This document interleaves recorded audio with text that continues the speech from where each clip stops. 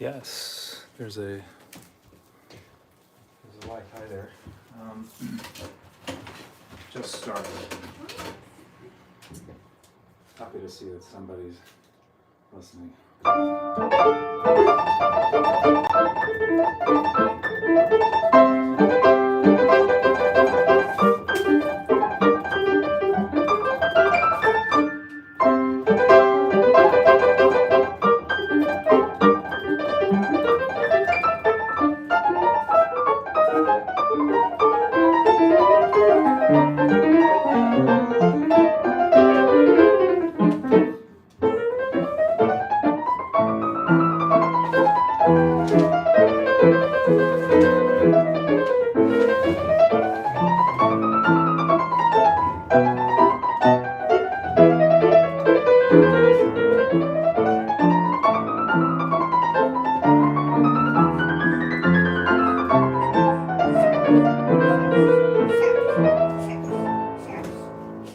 I made a little cut there. Huh.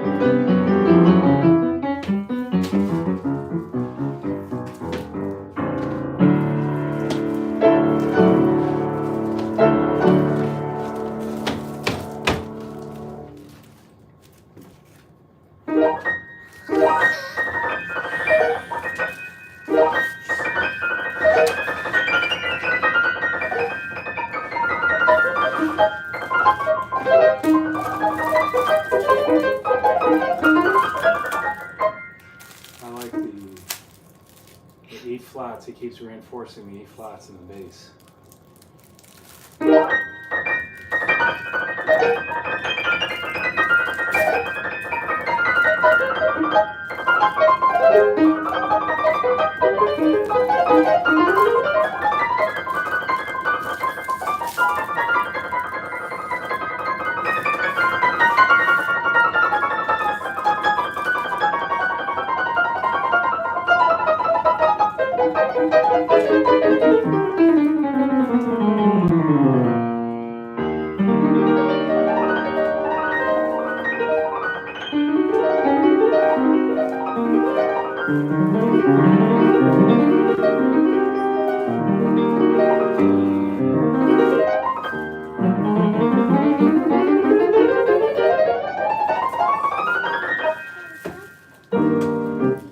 Single note in that run. You know, if you miss a note, somebody will notice.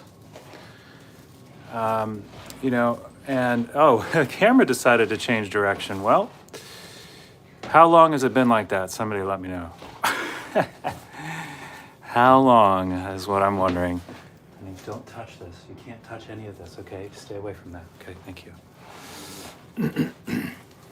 Well, that's what happens when you have a 3-year-old cameraman. So welcome everybody to the Virtuoso Rock 3 practice. I'm enjoying a little fresh squeezed IPA, which is a non-alcoholic beverage. I wouldn't impair myself with alcohol and then try to play this. That would be scary. That would be truly scary.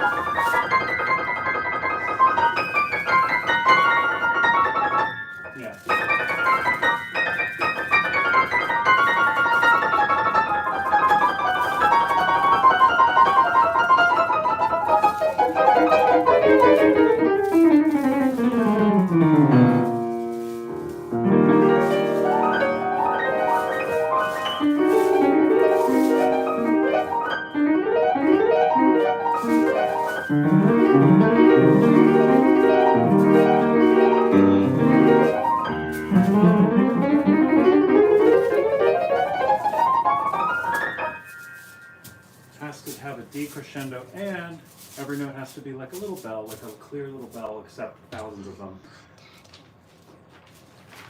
So, you know, there's all those little filigree notes.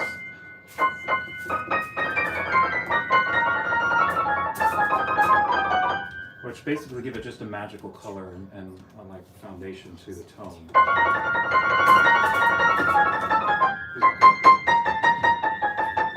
It's just a chromatic melody. Yes, exactly. Very good.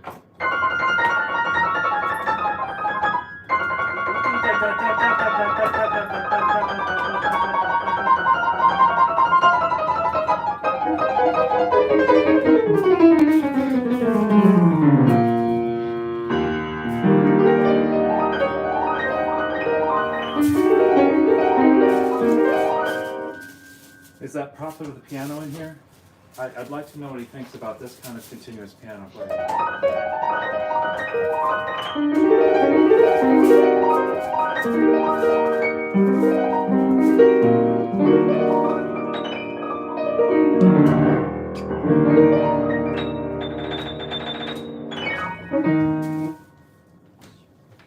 Is there any static in the sound? Let me know how the sound quality is. Oh, thanks, Yassine. That's very kind. Yes, please give me a raise.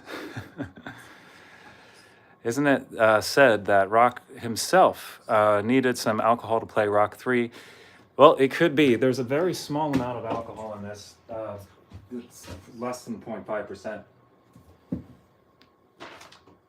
But it could fool you into thinking it's alcohol. It's that good. It's brewed. It's a brewery out on the West Coast. And I don't work for them. But they probably just made some money. All right.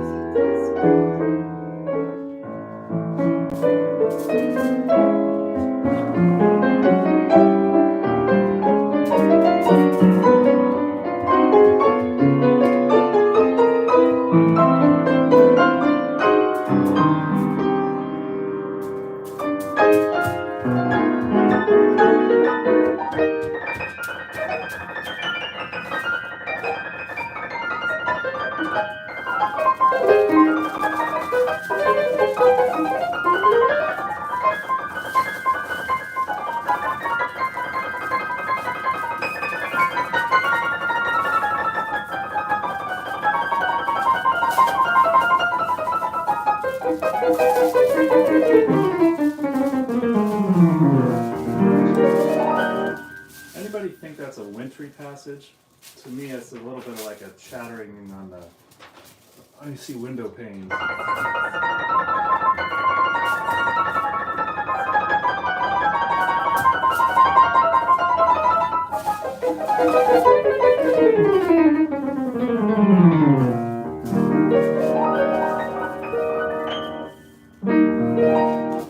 At any rate, Rachmaninoff must have felt that E flat was a special key because there's so many special things that he does in this concerto that are in E flat. So it must have held some special significance or emotional place for him.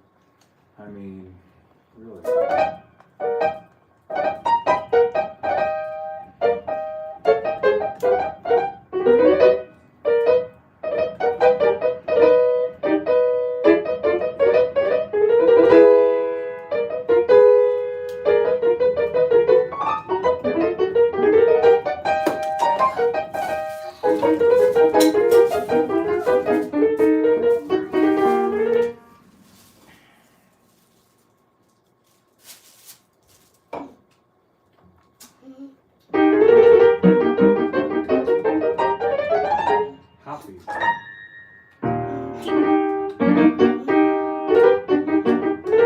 Happy holidays.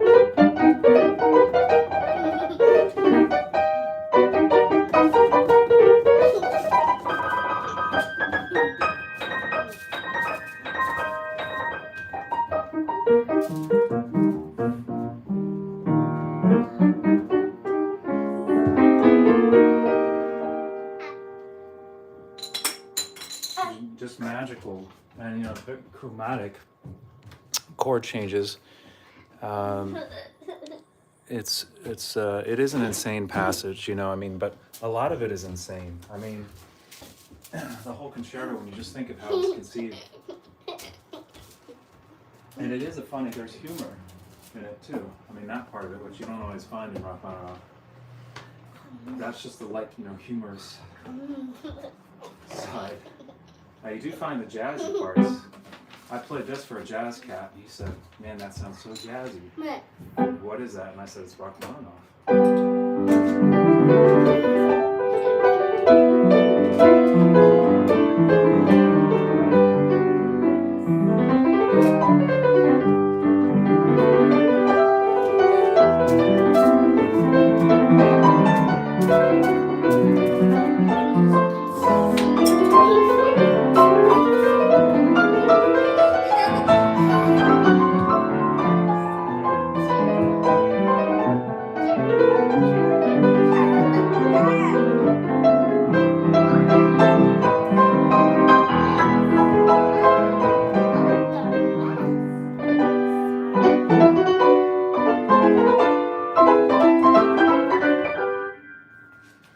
That's the part right before the E flat part.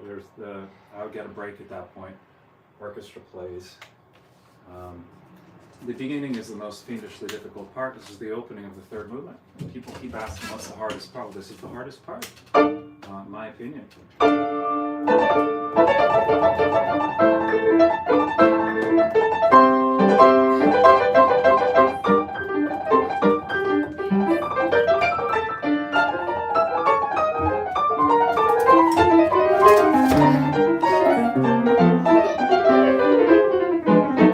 Just up to that B flat 7 chord, I mean, that is a scary passage.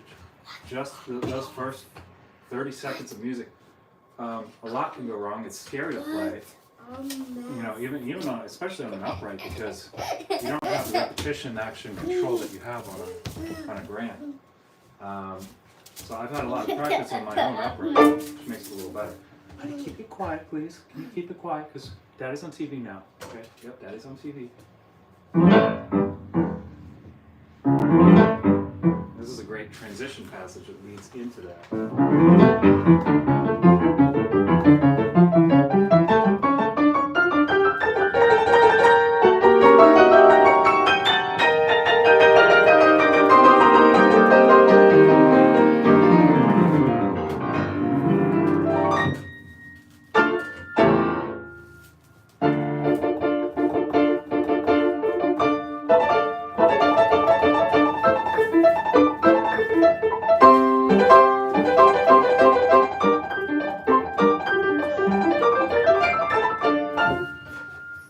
Anybody else in here try to play that? You'll know how hard it is if you've tried it before. It sounded so strange with the orchestra.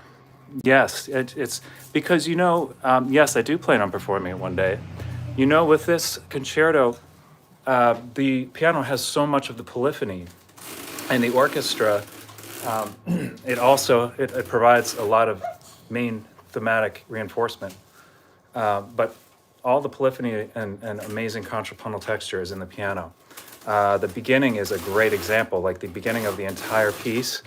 Right here, you have a toccata, which is a pointillist construction of a contrapuntal toccata, Baroque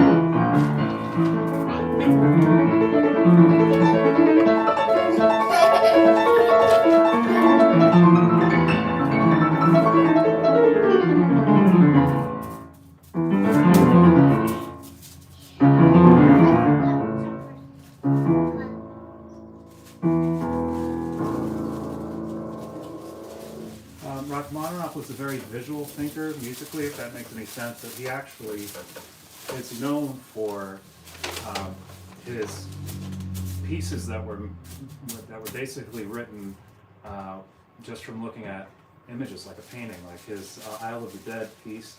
He looked at a famous painting by Arnold Bäcklund, who's a Swedish expressionist painter, and the shadows, he just looked at a black and white version, but it inspired his Isle of the Dead piece, which if you haven't listened to, it's really worth a listen.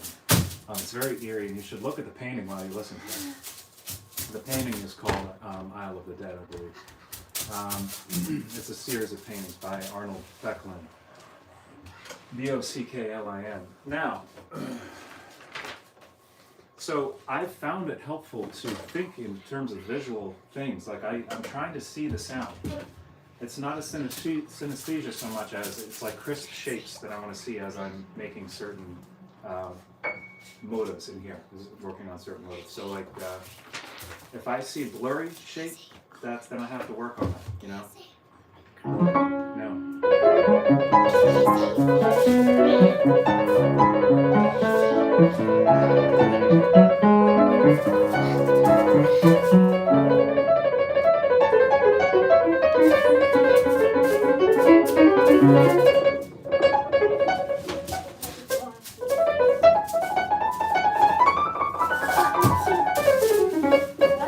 So you got to shape all these phrases.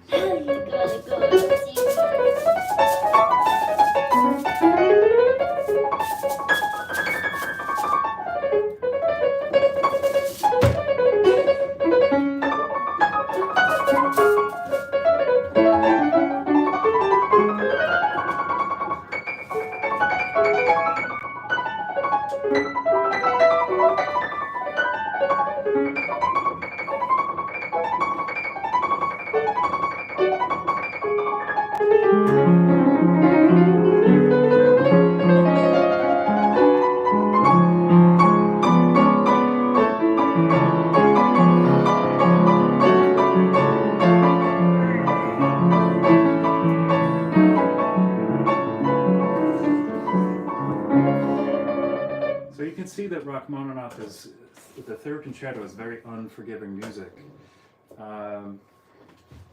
It's very easy for the human ear to pick up slight hesitation, any sort of flubbed notes. And hey Haven, how's it going? Haven Toussaint. Toussaint? Toussaint. I'm trying my pronunciation, but not too good. Hey Marshall and Pat, so do you play the Ossia Cadenza? Yes, I do.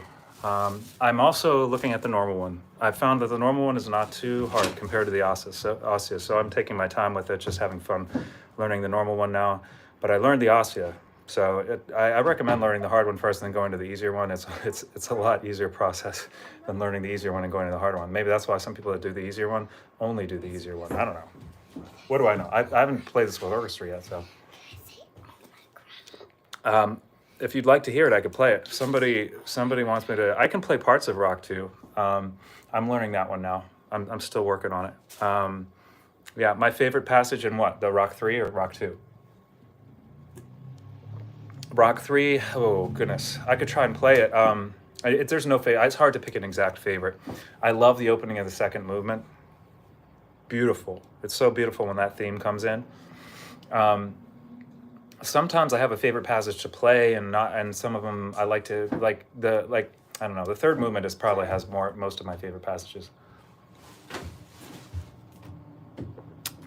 It's also the hardest. Can I play something by Liszt? Well, I could play the beginning of La Campanella. I'll just give you a little taste of La Campanella by Liszt. Is that a hard enough Liszt piece? Is that okay?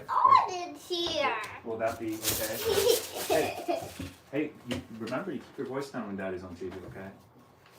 Thank you. I can play a little bit of La Campanella, but I just started this piece early.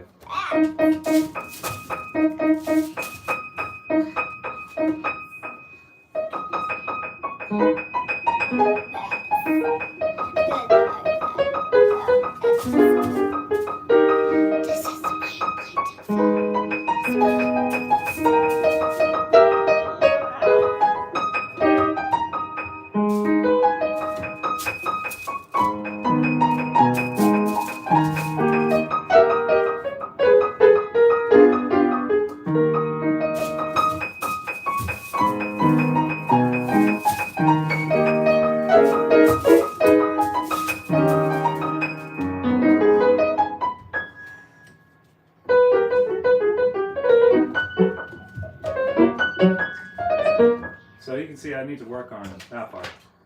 Anyway, there's a little list for you. No. What did you say? No? You want me to play more piano? Okay, I'm just going to play more piano because I also need to change the camera angle. I know. Sorry about that. I know. Do you want me to do it again? I really was doing it. This is not fake. This is not a fake live stream. It's real, okay? It's real. At least you could hear it. Okay, you're not allowed to go on TV, though. Stay there. Thank you. You stay over there. Thank you. You can look at books. You can look at the fun books here. Oh yeah, absolutely. An even harder piece than this La Campanella actually is the middle part of Chopin Etude.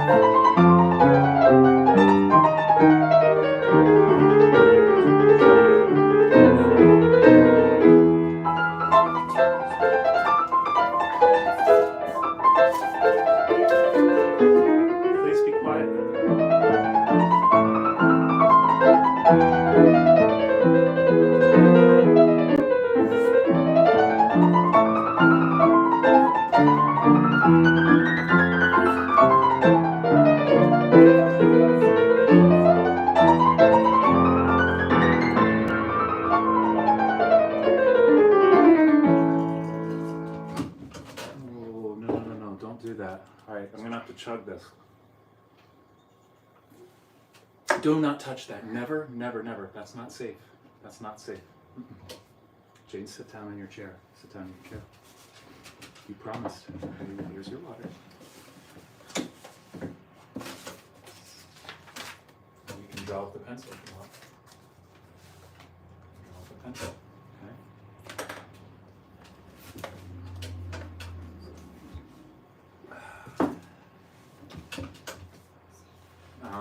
Yeah, Rock 3 is one of the hardest pieces I've ever worked on.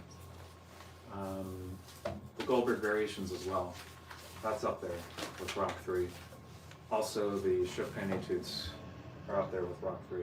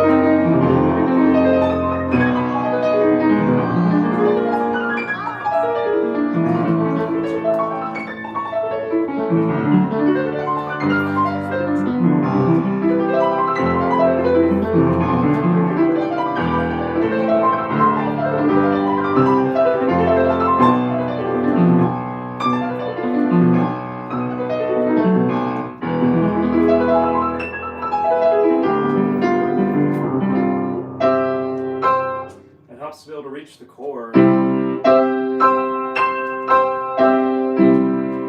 but in reality you don't want to keep your hand spread open like that because that's what gets tension. That's what gives you more tension. The more you're spread out like this, the more you're tense. So if you can find ways to contract the hand,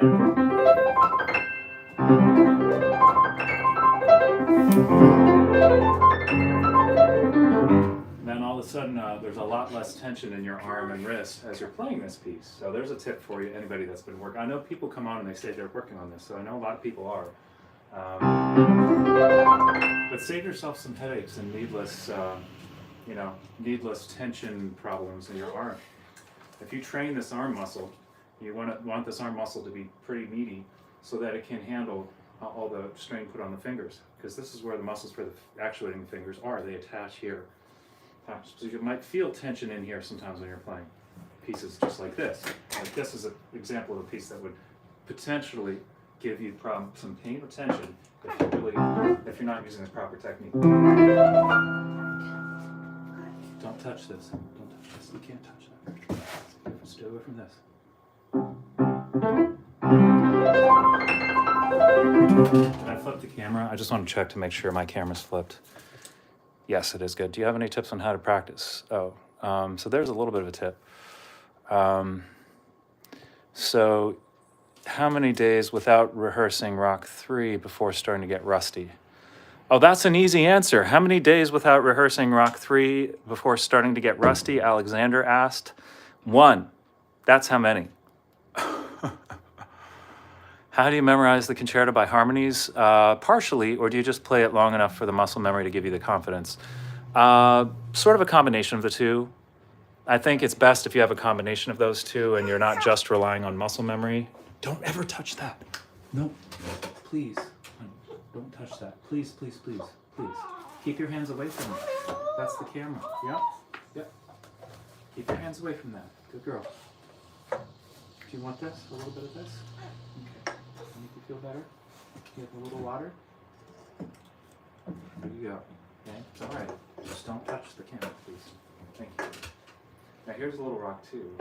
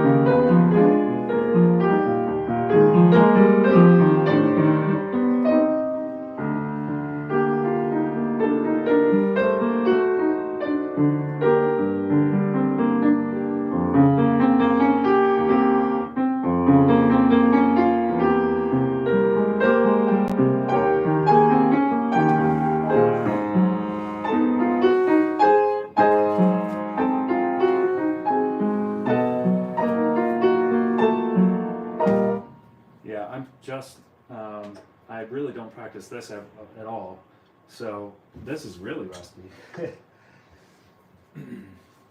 But when you're trying to get Rock 3 memorized and really learn solidly, you don't have too much time for a lot of other stuff. Although I do play some Goldberg variations like Bach, Bach's music.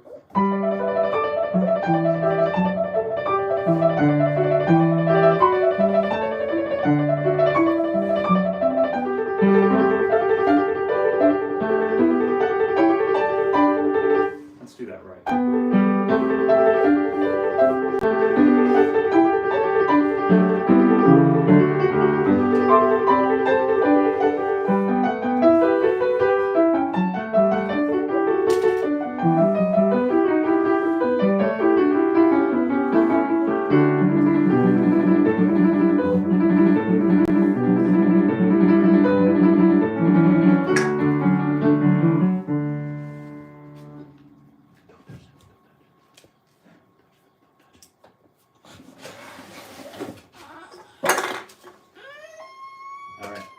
So I may have to end the live stream. I'm sorry, I still need to get the G Schirmer. Yeah, the Schirmer stuff, it's a good addition.